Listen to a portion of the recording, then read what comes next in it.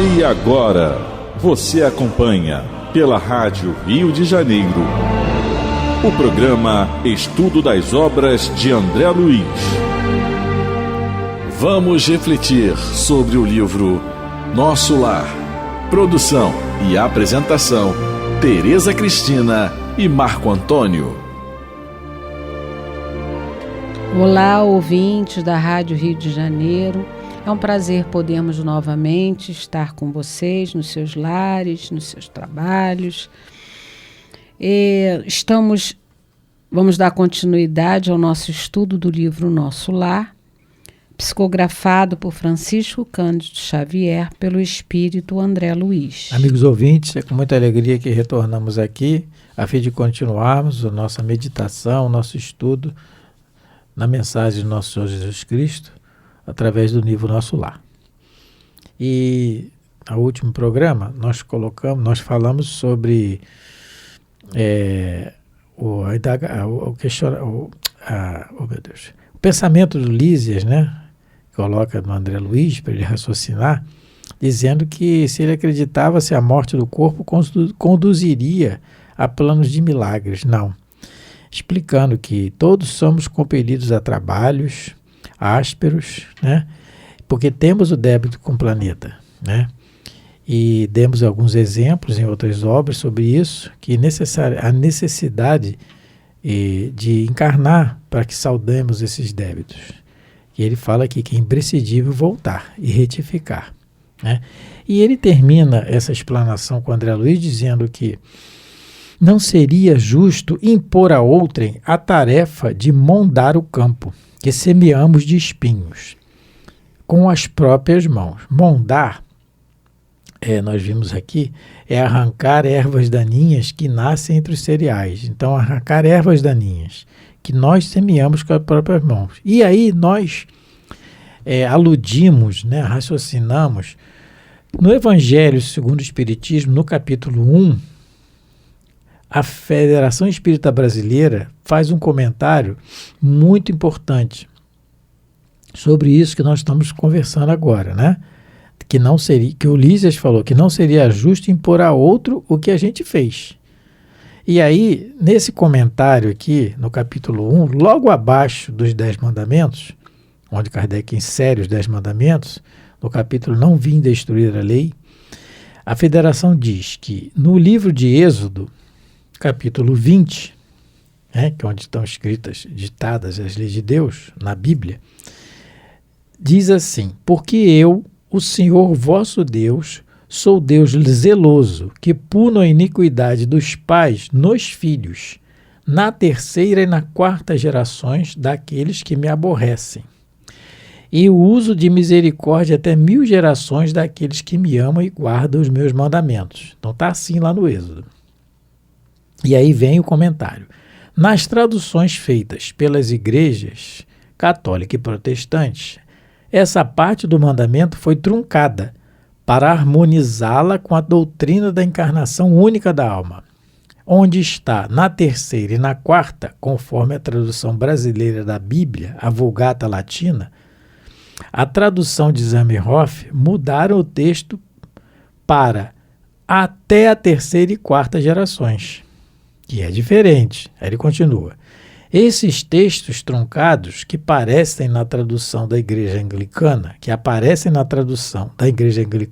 na Católica de Figueiredo, na Protestante e outras, tornam monstruosa a justiça divina, pois que filhos, netos, bisnetos, tetranetos, inocentes na situação X, teriam de ser castigados pelo pecado dos pais, avós, bisavós e tetravós.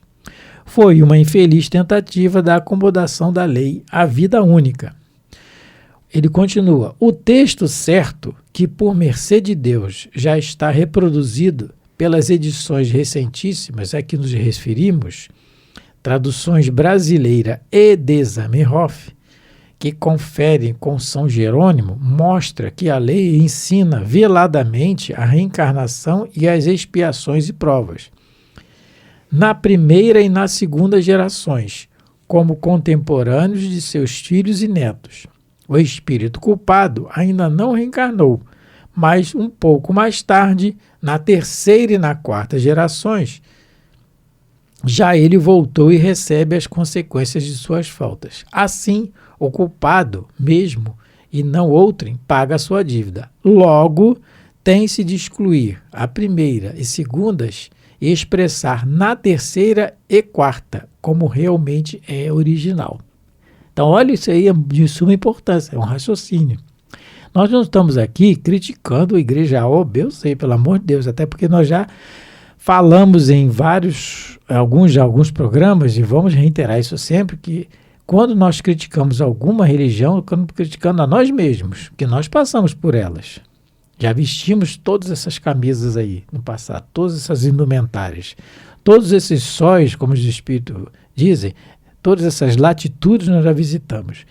Nós já estamos falando do raciocínio lógico.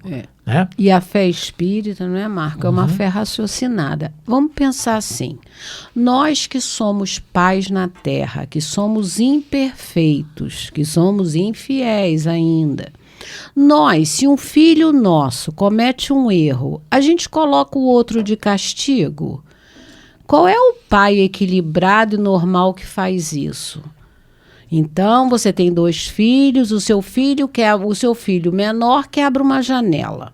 E você vai pegar o seu filho mais velho, não, olha, você é culpado pelo seu irmão ter quebrado a janela, você vai para o castigo. Qual é o pai da terra que faz isso? Só se ele estiver desequilibrado mentalmente. Se nós que somos pais imperfeitos não fazemos isso, como o Pai do céu, que é nosso Pai, que é perfeito, que é todo amor, todo misericórdia, todo justiça, como ele vai punir um filho porque o outro fez errado? Não faz sentido, é só a gente usar a razão, raciocinar. É como Jesus falou quando Pedro pegou a espada e cortou a orelha de Malcom, o soldado romano. Não é? Jesus fala para Pedro, Pedro, embainha tua espada. Quem pela espada fere, pela espada será ferido. É a lei de causa e efeito. Então, ele não mandou esse recado para Judas, nem para Tiago, ele mandou para Pedro, porque ele viu que foi Pedro que pegou a espada, né? Lá, a faca, não sei o que ele tinha para cortar. Ele era pescador, né? Devia ser uma peixeira. Ele pegou lá a peixeira dele e cortou a orelha de Malco. Jesus não deu esse recado para João, nem deu para a mulher de Pedro, para a esposa de Pedro, né? Porque Pedro era casado, tinha sogra. Ele deu para Pedro, mostrando que os nossos erros somos nós que devemos resgatar. Agora, uma coisa que a gente deve sempre lembrar, a lei de Deus não é uma lei de castigo, ela é uma lei de responsabilidade. Nós temos que aprender a ser responsáveis.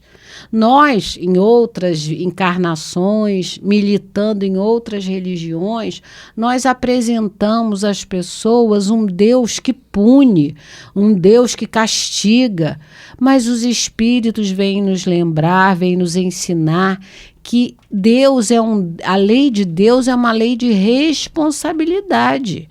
É uma lei que fala que quando a gente comete um erro, a gente deve ser responsável por consertar aquele erro. É só isso. A gente não precisa ter medo de Deus, medo das suas leis, não é? A gente precisa reconhecer o erro. Vamos ter que passar muitas das vezes pela mesma experiência para poder aprender como é ruim. Não é? Lembra da história do senhor Leitil? Ele precisou passar pela experiência da queimadura para saber o quanto dói e para nunca mais querer tacar fogo em ninguém.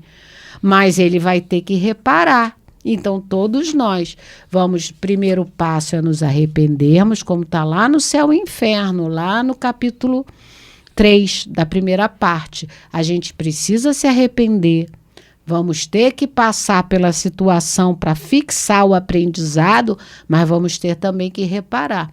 Então, isso que o Marco leu lá no Evangelho segundo o Espiritismo, colocando que muitos de nós colocamos conjunções erradas nas palavras de Jesus, deturpamos a palavra de Deus, a palavra de Jesus e dos profetas, a gente é até na terceira e na quarta geração que nós, entre aspas, vamos ser responsabilizados, vamos trocar essa palavra punição, né? Vamos ser responsabilizados pelos nossos atos. Olha, estou lembrando aqui do caso um caso de Divaldo Pereira Franco conta, e tinha um certo sacerdote católico, já desencarnou há pouco tempo, mas falava muito mal do espiritismo, combatia, martelava e falava, e o Divaldo se incomodando com isso, algum tempo atrás, um bom tempo atrás, porque hoje em dia eu acho que ele não se incomodaria mais não, mas um bom tempo atrás se incomodava e tal, o Divaldo correndo... Era jovem, né? Isso, mais jovem e tal. Achando que a doutrina precisa de defensor. Mais arrebatado, né? Como todos nós, como quase todos nós. E aí se incomodando, e aqui de uma certa forma atrapalha o trabalho, né, que estava inserido, que está ainda, né, graças a Deus está encarnado aí, no trabalho do bem. E a Joana, meu filho, nós temos que trabalhar o que está acontecendo, mais ou menos assim, o diálogo, né, o espírito guia dele, Joana de Anjos. Minha irmã, você não está vendo, fulano, isso, combate o espiritismo, não tem base, é uns absurdos, é mal educado, é isso, é aquilo e faz... Meu filho, não se preocupa com isso não. Ele vai desencarnar, ele é um homem inteligente, ele vai desencarnar, vai ter uma noção do que é certo, e um dia vai aceitar e vai encarnar para propagar o espiritismo, meu filho. Vai sim. Igual alguém, né, meu filho, que agora propaga, né, fazia isso, exatamente isso. Que é o Divaldo, né? Então, isso aí não é isso que a nossa preocupação, é só nós estamos colocando alguma coisa, acrescentando naquilo que está aqui no livro Nosso Lar, em que o Evangelho é bem claro, né? A Federação coloca muito sabiamente o comentário aqui sobre isso. Então, continuando. Parágrafo 27. Olha o ponto. Parágrafo 27. Do capítulo 5. Do capítulo 5. E aí o Lísias continua falando com o André Luiz. Abanando a cabeça, acrescentava: caso dos muitos chamados, meu caro, o Senhor não esquece homem algum. Todavia, raríssimos homens o recordam. Não é raro, é raríssimos. Então o percentual é pequeno na Terra. É raríssimo, são raríssimos, né? Porque, como está no Evangelho segundo o Espiritismo, no seu capítulo 18, muitos chamados, Allan Kardec coloca o item 16, intitulado Pelas suas obras é que se reconhece o verdadeiro cristão. Que obras são essas, né? Ele pergunta assim: será bastante trazer a libré é uniforme, tá assim no item 16, a libré do Senhor para ser-se fiel ao servidor seu? Olha como é que ele coloca: será bastante trazer a libré do Senhor, quer dizer, uniforme, o rótulo, para ser-se fiel servidor seu? Adianta eu só me vestir de branco? Né? Só falar que sou de Jesus? Levantar a mão? Não. Bastará dizer sou cristão? Não. Procurai os verdadeiros cristãos e o reconhecereis pelas suas obras. Uma árvore boa não pode dar maus frutos, nem uma árvore má pode dar bons frutos, né? São do Mestre essas palavras. Discípulos do Cristo, compreendei-as bem. Que frutos deve dar a árvore do cristianismo, né? Isso é ditado pelo Espírito Simeão. Então, essa obra aí, essas obras, é aquilo que nós falamos, não sei se foi no programa anterior, que o Lísias fala que nós temos que voltar e retificar, lavando o rosto no suor do mundo, desatar a algema de ódio, substituindo por laço sagrado de amor. Então, eu posso fazer, meus irmãos, meus companheiros, eu posso fazer, alongando mais o raciocínio, inúmeras doações de alimentos, de roupas e remédios. Excelente, ótimo. Temos que fazer, sim. Isso é obrigação nossa, né? Apesar que muitos de nós, né, temos muito escorpião no bolso, mas é aquilo que o Divaldo coloca em algumas palestras também: nós damos o que sobra, o melhor a gente compra pra gente. É assim, estamos no estágio, mas vamos chegar lá, porque a coisa está furada, só fazendo um parênteses, a coisa está furada, está rasgada, dá para os pobres lá no centro que eles não são gente. E a gente compra roupa nova para nós, mas a furadinha é para eles. Eles consertam, eles dão um jeito. Ainda estamos assim, né? Mas vamos chegar lá. Então nós fazemos sim essa doação material excelente, já é o começo. Poxa vida, graças a Deus, tanta gente precisando de tanta coisa, né? Mas o principal é desatar as algemas de ódio e substituir por laços sagrados de amor dentro de casa, no trabalho. É isso que o Evangelho está falando aqui. É isso que Kardec coloca aqui a mensagem de Simeão. Esse é o cristão, não é? E aí... Quando ele coloca, né, raríssimos homens o recordam, no caso de Jesus, de Deus, é no nosso cotidiano. A gente precisa começar a ter esse hábito de mentalizar Jesus e Deus a todo instante. Você recordar é você toda hora se lembrar da pessoa, e no nosso caso, pensar em Jesus, pensar em Deus, nos bons espíritos, nos mínimos atos, ao acordar, ao dormir, ao comer, agradecendo a Deus tantas bênçãos que nós recebemos, com todas as dificuldades que vivemos no nosso país, mas o Brasil ainda é uma terra abençoada. Temos problemas sim, mas nós temos muita fraternidade. O nosso povo é um povo trabalhador, é um povo amigo. Infelizmente, a imprensa, não é? Ela ainda opta por dar ênfase muito grande às notícias de violência, de corrupção, é o tempo todo uma lavagem, verdadeira lavagem cerebral, porque infelizmente existem pessoas que escutam aquelas mesmas notícias várias vezes ao dia, comentam, infelizmente estão se intoxicando e alimentando dessas notícias ruins.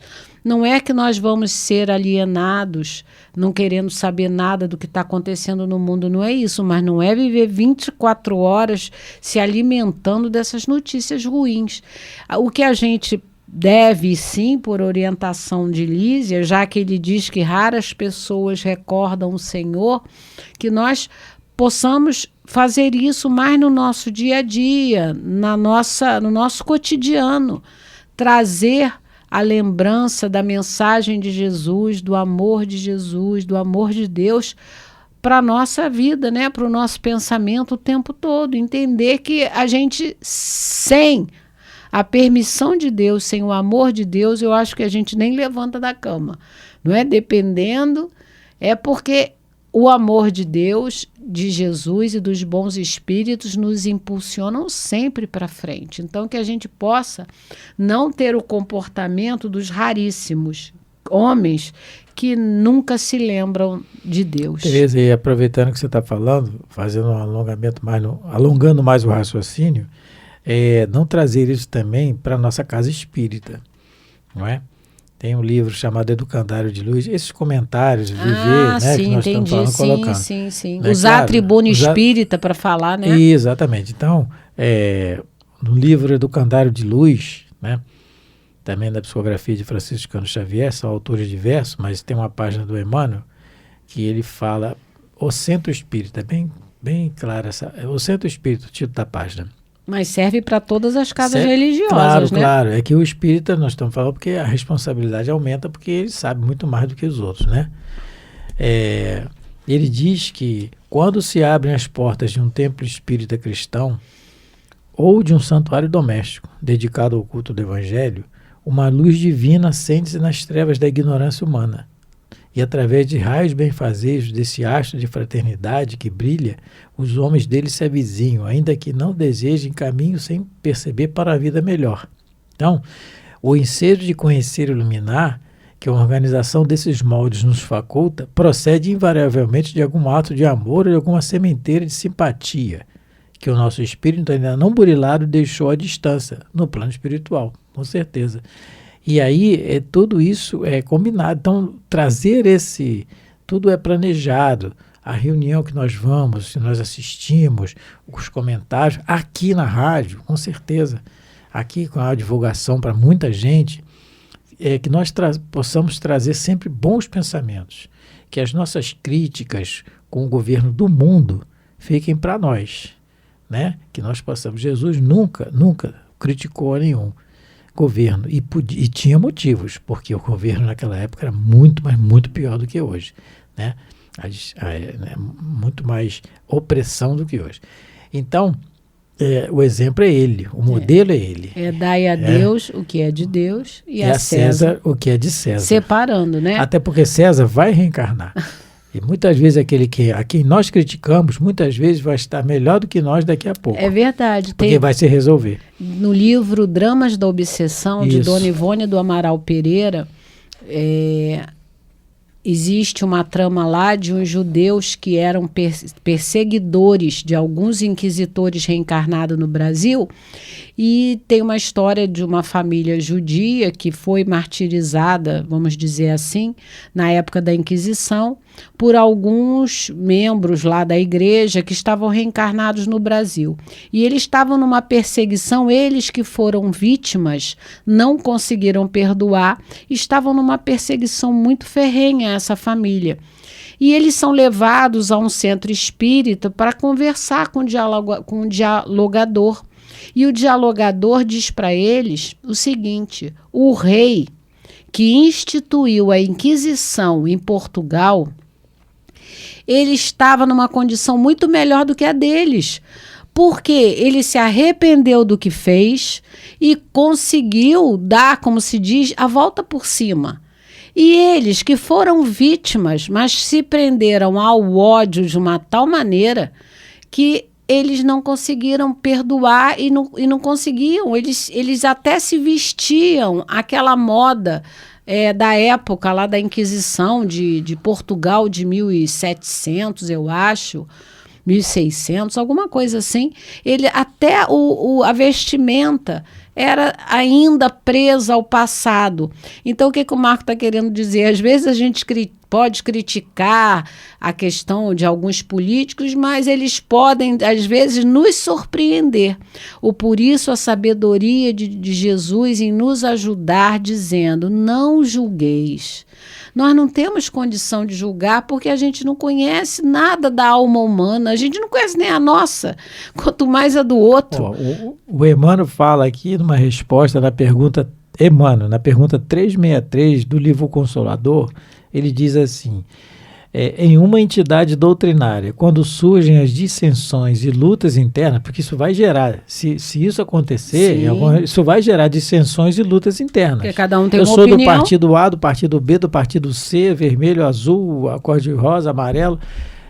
Então ele diz assim: surgem dissensões e lutas internas, revelando partidarismos e hostilidades. Então, ele diz que é sinal de ausência do evangelho nos corações, demonstrando-se pelo excesso de material humano e pressagiando o naufrágio das intenções mais generosas, que é o que os espíritos das trevas querem. Eles querem as discussões, as dissensões e lutas.